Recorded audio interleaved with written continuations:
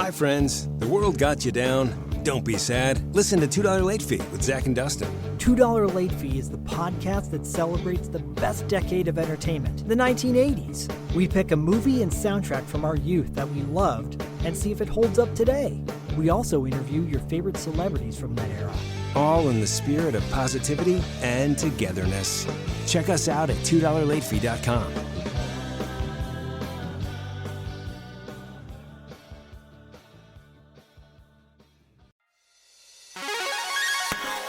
Hey, welcome to Unstable Topics, a fast-paced, jam-packed, unhinged bestie podcast filled with facts, reacts, and made-up games in between.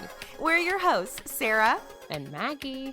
And we're excited for you to join our best friend hangout, where we surprise one another with things we find interesting or hilarious just to see how the other will react. Our friendship might be totally stable, but you never know what your bestie might throw your way to knock you off your game. So come shake things up, learn something new, and laugh along with us.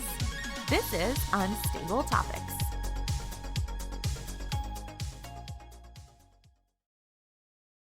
You've been lost in the woods for hours now, stumbling around in the dark.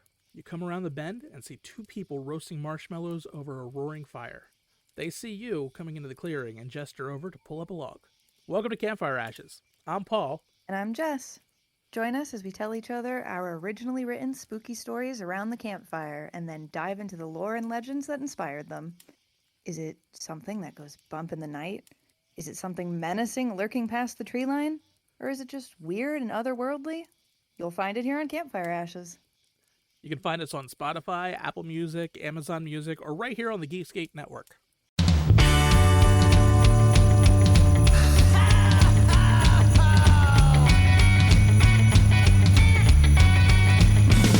Well, there's a party each and every year on Christmas Eve, where the fun and cocktail shrimp don't seem to end.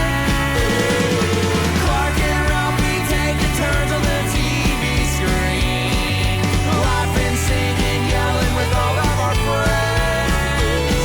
Well, it's Christmas, and everybody's gonna spread the holiday cheer. 'Cause it's Christmas. Whoa, oh, it's the best time of the year. Let's go fake reindeer. Hey, Dylan. Hey, Matt.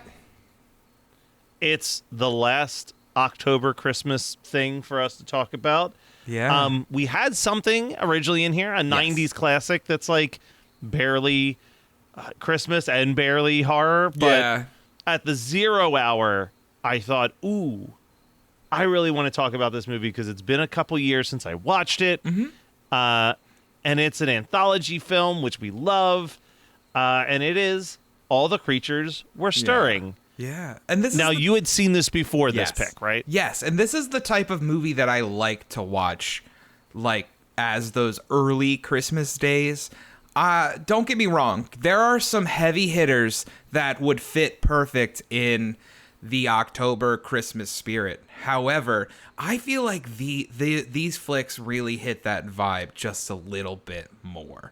I had seen this a few years ago. This came out in 2018, and it hit Shudder not too long after that. I'd seen this not too long ago. However, I think I discovered last night that I never finished it because I don't remember anything after a specific segment here. But you said there might be another reason for that when we get to it, and we'll chat about that as well. But yeah, I have a lot of fun with this. We're both, I am a fan of the McKendries from the podcasts and the other stuff they've done throughout the horror realm. You are also a fan and friends with them. So I'm really happy that we're getting a chance to cover I mean, this movie, I think, is a good directorial debut. They followed it up with Glorious, which I actually think is like a masterpiece movie that everybody should see. This film, you can definitely tell it's an early directing film, but what I love about this movie is that you can kind of see that LA horror community just like coming together. Exactly. Right? Like there's not like huge celebrities in this, but there's a lot of like, oh, I've heard this person on the podcast, or like this person's always like, it's just a lot of people who are in that like LA horror scene kind of doing a fun project together. It reminds me of, and they're tied to this as well. It reminds me of the Tales of Halloween, where it's just, you can tell that this is just a bunch of people that were friends with one another, have hookups in the LA horror community, and you're kind of just playing. Now, I don't think as many recognizable people pop up as Tales from Halloween. However, you are playing that game of, oh, I recognize them. Oh, I know them from this. Yeah. Oh, I've heard them. And to me, that's always a fun game, especially in an anthology. For sure. And I think that this movie has a fun enough wraparound story, and I think it starts and ends with its strongest stories, which is all you can ever ask for in one of these films. So it tells the story. We meet these two characters. They're alone on Christmas. They decide to spend Christmas together doing something. It seems like it's a blind date type situation. And they go to this weird black box theater that is doing a production of a show that they're calling All the Creatures Are Stirring. And everybody that works at this black box theater seems very weird and kind of Wednesday Addams-y. Yes. Just like a just anger on their face and like very not focused or passionate about the work that they're doing. And let me just be clear that if, where, as somebody who does theater and has done shows in December, as a Christmas fan, I haven't done a show on Christmas Eve, but that is how my face would be if I was stuck working on Christmas Eve at this theater. I don't care how passionate I am about a project. So I know that the vibe they're going for is creepy, but I'm also like, yeah, dude, I'm completely with them. Like, why are we here? Yeah. So each one of these segments, we get this cool little setup where someone comes out, reveals the title of the story, and then we see a bunch of actors take their stances, and then the story plays out, and then at the end we see however these actors have ended their stance. I want to see that movie, though. I do want to see the black box performance of everything.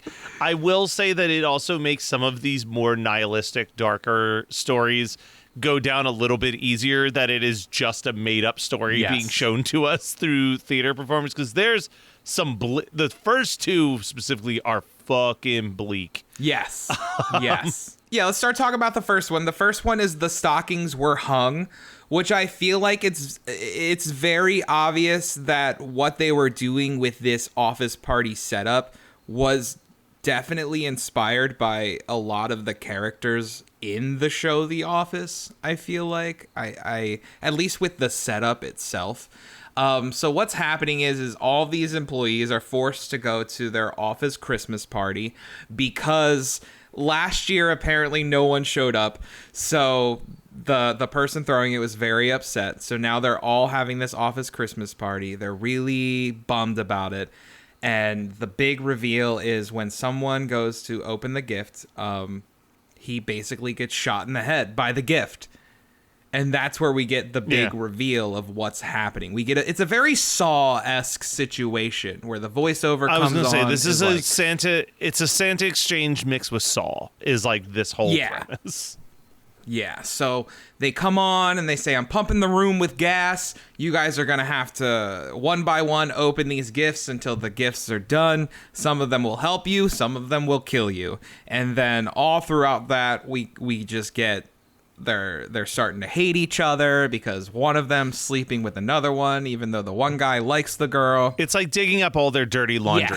You're getting all of like the inner office politics are coming to light through some of the packages, and it's also like tempting them to take each other's lives instead of succumbing to the Saw-like weapons that are hidden on the table. It's actually a really smart, like, I don't know if I could do a full movie of this, but if this was like a 30-minute episode of a horror anthology show, like I could have gone deeper into this world than like the 10 minutes. This is one of the ones. This isn't the main one that I would have liked to go further with, but this is one that I would have liked a little bit more story with.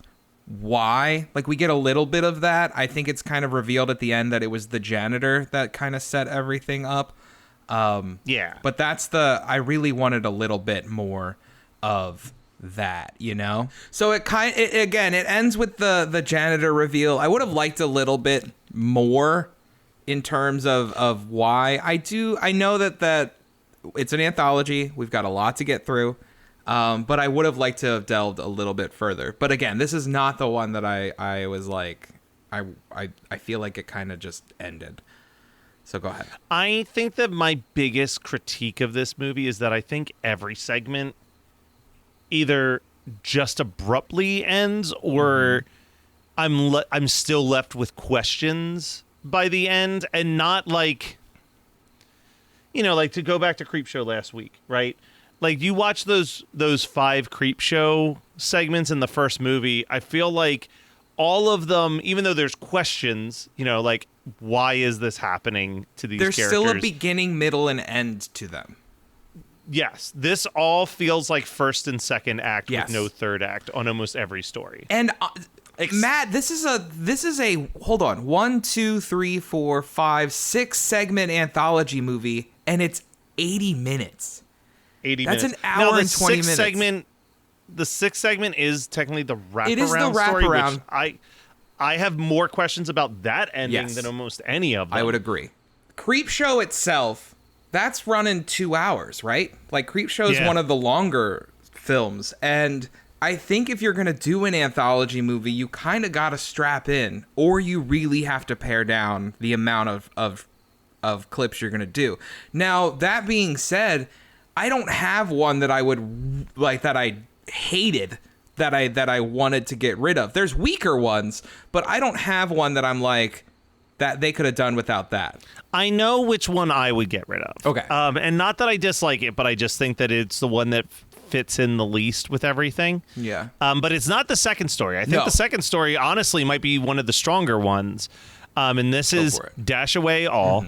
Dash Away All tells the story of a man who leaves his keys and phone locked in his car after a bunch of Christmas Eve shopping. The only other car in the lot is a van with 2 mysterious women in it. Turns out that they are forced to drive around with a creature made of pure evil that they are tethered to until they find another person who happened to be born on Christmas. Yeah. They tether this man to the creature and promise that so long as he stays near the creature, it won't hurt him or his family, but he's stuck with it until he finds another person born on Christmas. And I did write that this story kind of bums me out because the guy just seems so nice the whole time. Yeah. Like he's not the kind of person that you want to see this punishment bestowed on, and that's the biggest strike against it. But I think that this is one of the most intriguing stories, and it's the one that gives you the most finite ending. Like it's this is where the story should end more. To me. I want to know more. I want to go back to their house. I want this movie. I really want to see where this goes. This is the one that I'm like, I really enjoyed this segment. I'm locked in. Let's go for this ride. Like, let's see what happens. I'll watch the buddy movie of this guy and this demon trying to live. Fuck it, if you want to go that direction. But I had a lot of fun with this segment. It is very dark. If I was him, I was already busting the window of my car to get into it. It's Christmas Eve, dude. I got to get home. Like, we're figuring this shit out. But yeah, I do feel bad for the guy, and I think when I first watched this one did leave me like with a feeling in the pit of my stomach of that's fucked up. Like this would be, you know, what you could do with this would be a fun part, like Act 1 to a movie. Yeah, you know what I mean? Like it starts with this scene, and then the rest of the movie is like him having 12 hours to find someone who was also born on Christmas to like punish so he can get back to his family in time. Yeah. There's definitely evil people out there born on Christmas. And I feel like we've reached the point where you can just Google that. Yeah. Like, but I do like this story. I think it has some of the most impressive special effects with this creature of pure evil. Like, there's just a lot that I like in this story, but what I don't like is how dread-filling it does to me. The third story is the one that I think I would probably get rid of, even though there's bits that I like. Okay. The third story is All Through the House. It's about a man who hates Christmas. Yeah. but then gets a note saying that he's basically going to be Scrooged. It's just Horror Christmas Carol, like, basically. It's Horror Christmas Carol. Now, there is a bit that I think is amazing, which is that this character is, like, cutting up a bunch of cocaine that he's about to snort. Oh, and as my soon as God, the tinsel? He snorts it and it's tinsel. Oh, God. Now, Amazing bit. I am not, like, big reveal here. I have never done cocaine, but I have to, I know, big, scary. However, that, the thought of having tinsel going, like, through your nose, out down through the cavity where your, like, throat connects. Fucked up. Yeah, that shit sucks. So that is a great bit, but I would agree. This is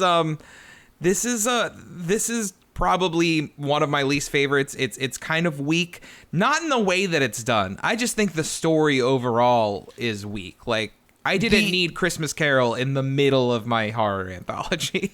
Yeah, and the ending kind of leaves me scratching my head a little bit. Yeah. So basically, like, we see a little bit of his past where he as an adult is playing himself as a child, being belittled by his family.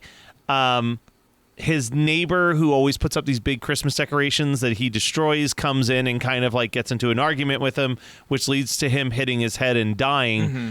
And no one comes to check on him. Like, the rats start chewing on his body. Yeah.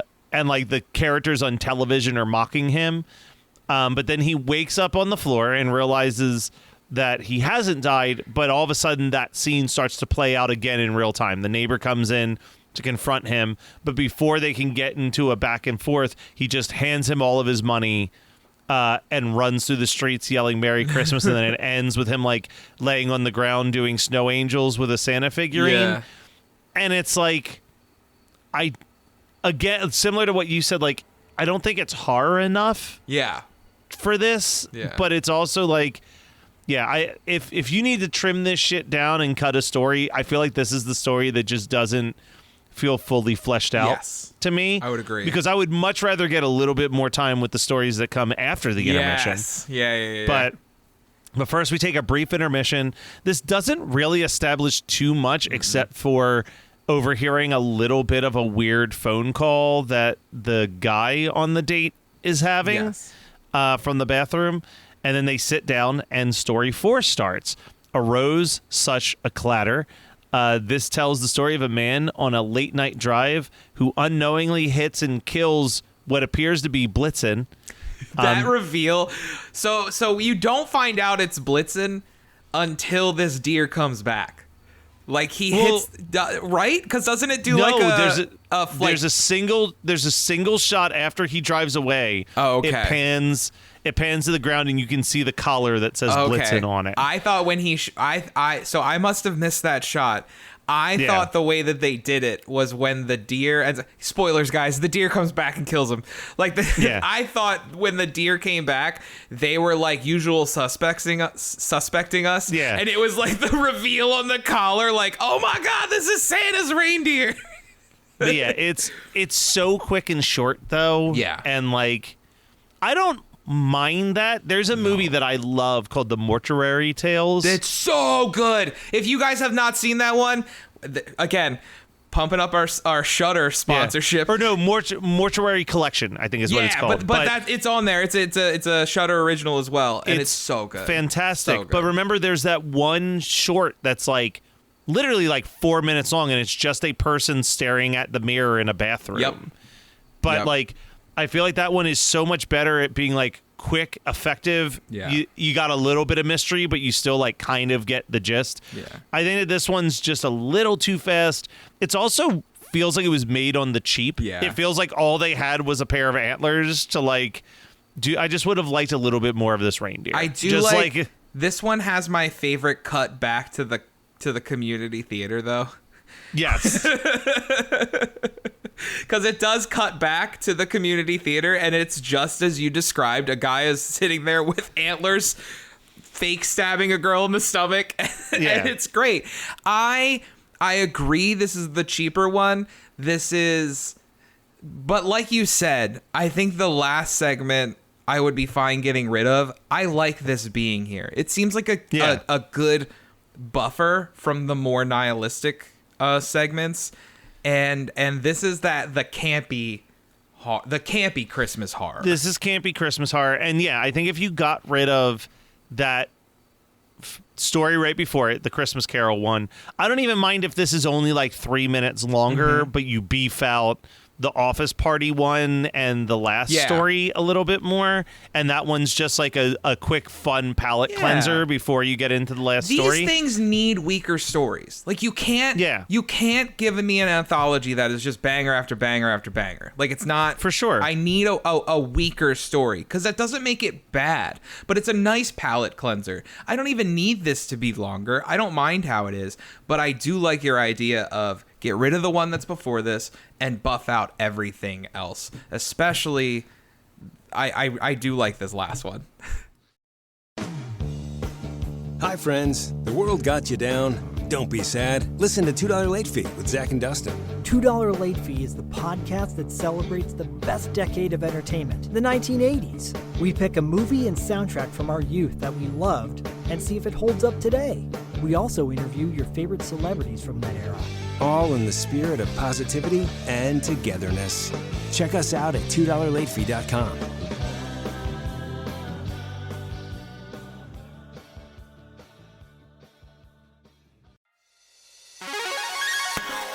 Hey, welcome to Unstable Topics, a fast-paced, jam-packed, unhinged bestie podcast filled with facts, reacts, and made-up games in between. We're your hosts, Sarah and Maggie. And we're excited for you to join our best friend hangout, where we surprise one another with things we find interesting or hilarious just to see how the other will react. Our friendship might be totally stable, but you never know what your bestie might throw your way to knock you off your game. So come shake things up, learn something new, and laugh along with us. This is Unstable Topics.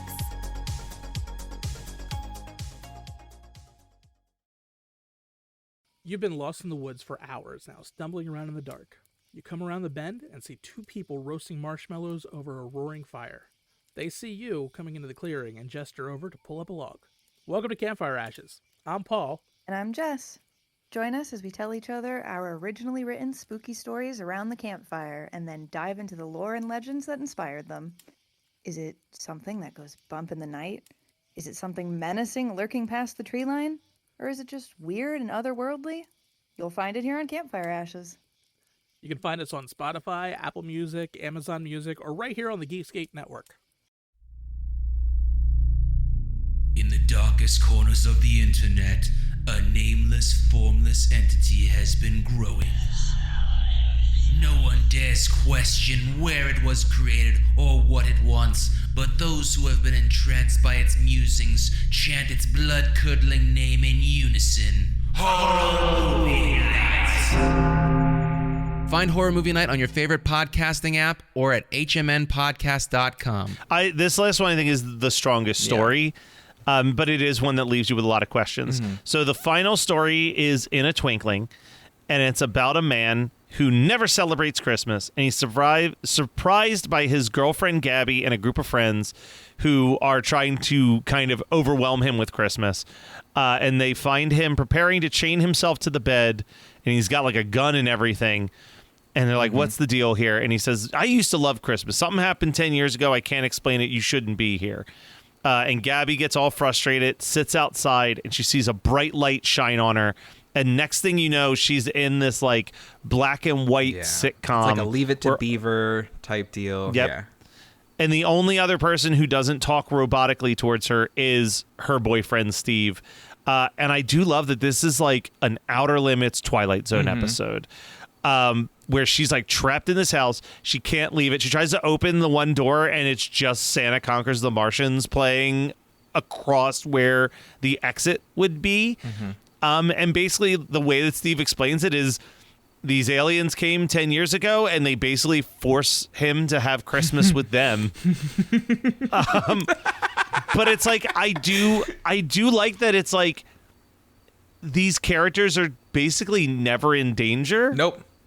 And like the scariest moment is when they ask, like, why are you doing this? And then, listen, I don't know if it's just me, but that weird, like, poorly done After Effects of like the big black eyes and the big black mouth that was used a lot in Graveyard or is it Graveyard Encounters? Grave Encounters. They do that a few times in this. They do it with the aliens, and then they do it at the end of the wraparound as well. I know that it's really cheap looking and stuff, but when that shit comes out of nowhere with a scream, it gets me every time. It really does, just because I'm not usually expecting it. So I really liked that moment. But you're right. At no point are these characters in any danger. These aliens just kind of want to celebrate Christmas and find out why certain people don't want to celebrate Christmas. Yeah. You know what, though? Listen, I love my Christmas traditions. I love Christmas celebrations with my friends. Yeah. And I understand Steve's frustration. Yeah. But I feel like Steve's a little bit of a dick to these aliens. I think so, too. He's like pulling out guns and shooting them and stuff like that. And it's like, look, all they want to do is have a nice traditional Christmas dinner with their friend Steve. Yep. And just like let them, it's going to go by quicker if you just let them do what they want to do without you interrupting them all the goddamn time. I don't like that phrase. Let's but you know what I mean? Yeah, like, I know what you mean. You're prolonging this by shooting them. Like, just get through the dinner and like let them leave. And like, it they sounds just like that. I don't know if I'm misinterpreting the ending, but to me, it sounds like this was solved. Like they got it. Like they won't really be back next year, or they might just come hang out. But and this is where I'm like, man, every one of these stories, if they were like 5 minutes longer, I feel like I wouldn't have as many questions, or I wouldn't have to make assumptions. But I think what happens is, like, Gabby talks about how important Christmas is to her because she never had a good Christmas. Yeah.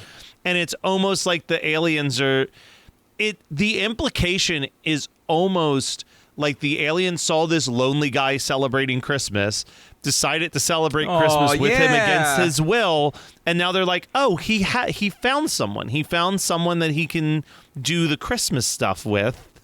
So we're not needed. We can go now. So, a question that you either have the answer for, or maybe it's a question that you have as well. They're friends. Were they friends, or were they always aliens? Because she shows up with these people.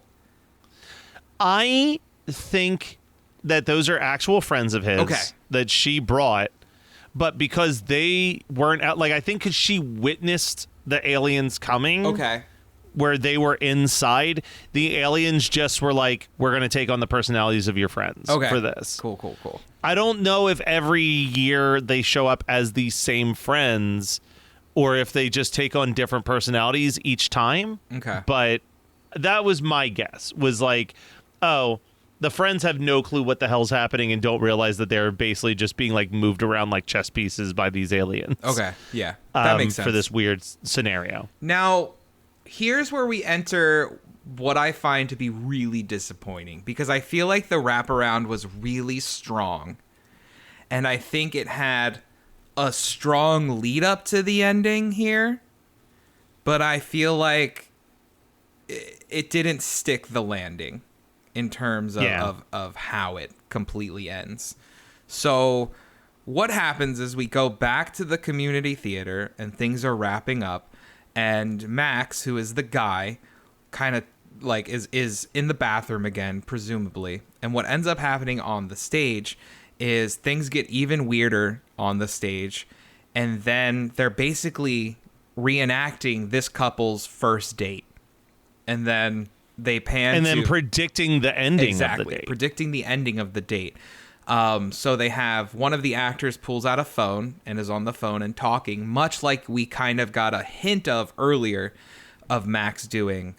And it's implying that he is a vampire or a monster of some sort and is hungry and is going to feed. And he says, oh my gosh, it's over already.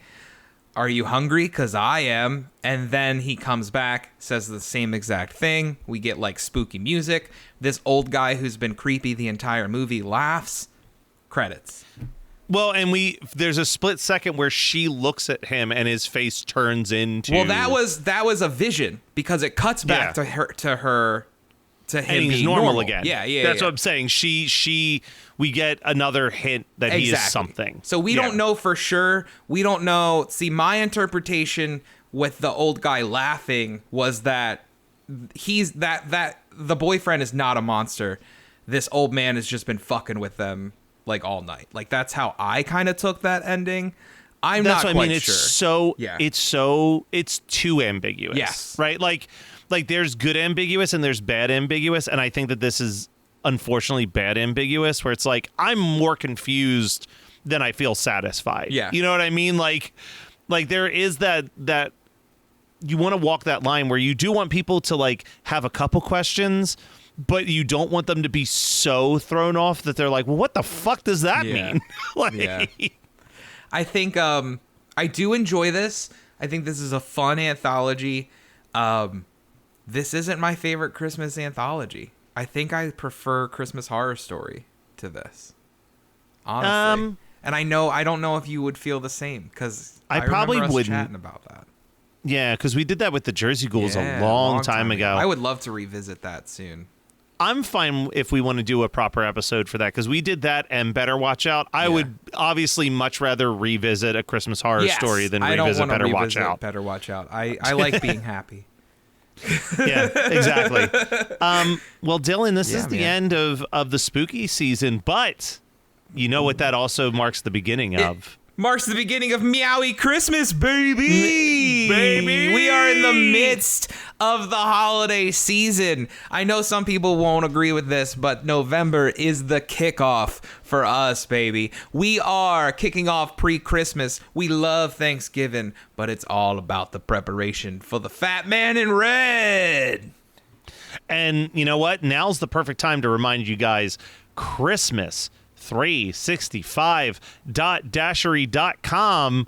Go and buy a little bit of merch for this holiday season. You can get a shirt with our goofy faces. You can get a season's greetings in a death metal font. Hell yeah. And you can get the dumbest shirt I've ever had us make, Noid to the World, to celebrate your love of 80s nostalgia.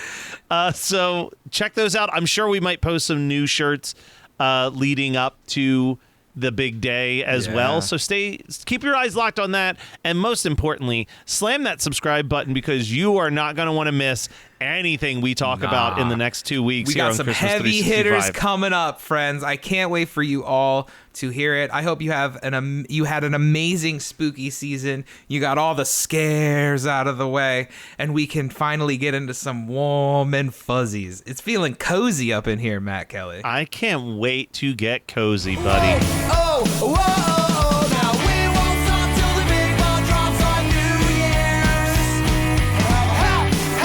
Happy holly, have a great, great, great holly, have a merry, merry, merry, merry, happy holiday.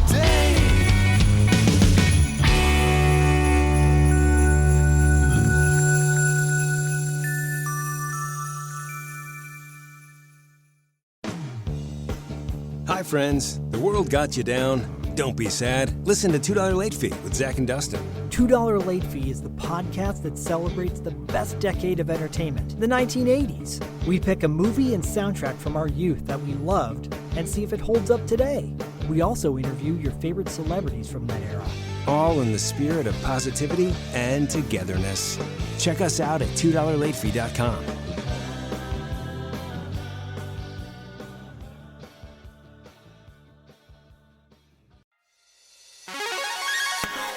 Hey, welcome to Unstable Topics, a fast-paced, jam-packed, unhinged bestie podcast filled with facts, reacts, and made-up games in between. We're your hosts, Sarah And Maggie. and we're excited for you to join our best friend hangout, where we surprise one another with things we find interesting or hilarious just to see how the other will react. Our friendship might be totally stable, but you never know what your bestie might throw your way to knock you off your game. So come shake things up, learn something new, and laugh along with us. This is Unstable Topics.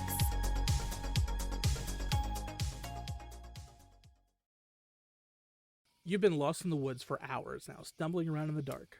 You come around the bend and see two people roasting marshmallows over a roaring fire. They see you coming into the clearing and gesture over to pull up a log. Welcome to Campfire Ashes. I'm Paul. And I'm Jess. Join us as we tell each other our originally written spooky stories around the campfire and then dive into the lore and legends that inspired them. Is it something that goes bump in the night? Is it something menacing lurking past the tree line? Or is it just weird and otherworldly? You'll find it here on Campfire Ashes. You can find us on Spotify, Apple Music, Amazon Music, or right here on the Geekscape Network. You're listening to the Geekscape Network.